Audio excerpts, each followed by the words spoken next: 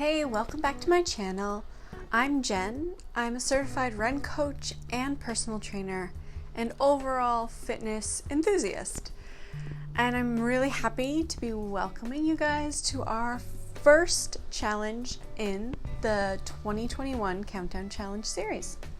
We're going to be starting off with something pretty simple, but it's also really important in your health journey. And actually, it's two things. Calm down, it's going to be okay. The first part of the challenge is hydration. Getting enough water is one of the things that can easily be overlooked because the guidelines, well, they're kind of all over the place. You'll see 6 to 8 glasses of water a day. How big is a glass?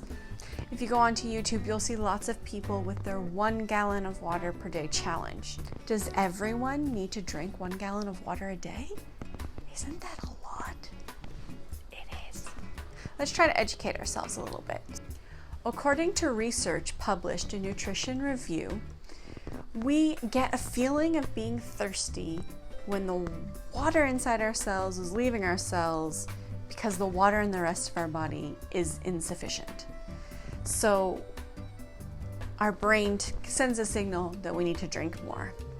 Now, usually you get plenty of fluid from food and normal drinks that you consume every day that we don't feel actual thirst very often. But that's in an ideal world. Just being mildly dehydrated can have negative effects on such things as concentration, alertness, and mood. So being hydrated is not only good for your body, maybe good for your work, good for those people around you. So now that we know why water is important, onto the challenge. My challenge for you is to increase your water intake. Oh, so vague. What does that mean?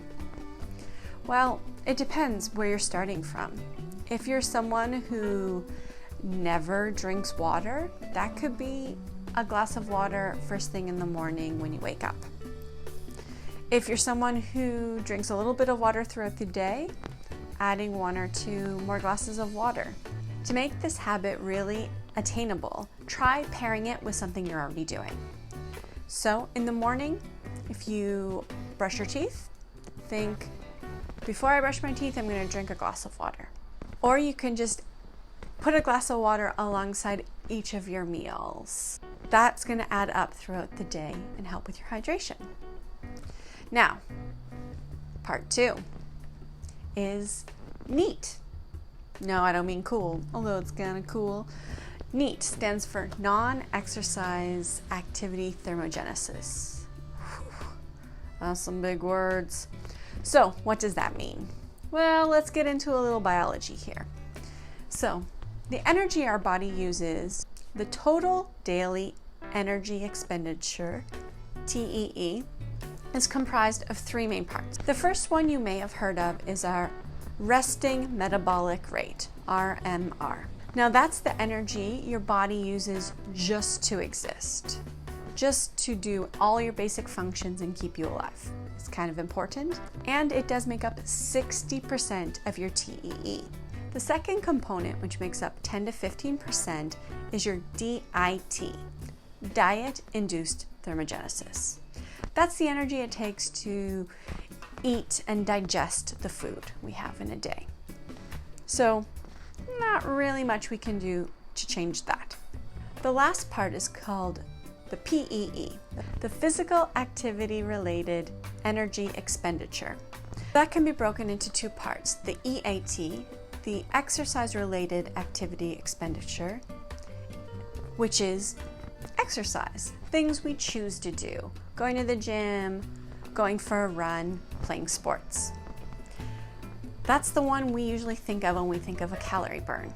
But there's also another component, which is the non-exercise related activity thermogenesis, or NEAT. That comes from all of our activities of daily living. Standing up, sitting down, walking to the car, walking to work, walking up the stairs. Now, you might not think of that as a big contributor to how many calories you burn throughout the day. But think about it. If you're awake 16 hours out of the day and you're exercising for an hour, that's still 15 hours of movement that you're doing that can be added to your total energy expenditure. So, in other words, those small things can make a big difference in the long run.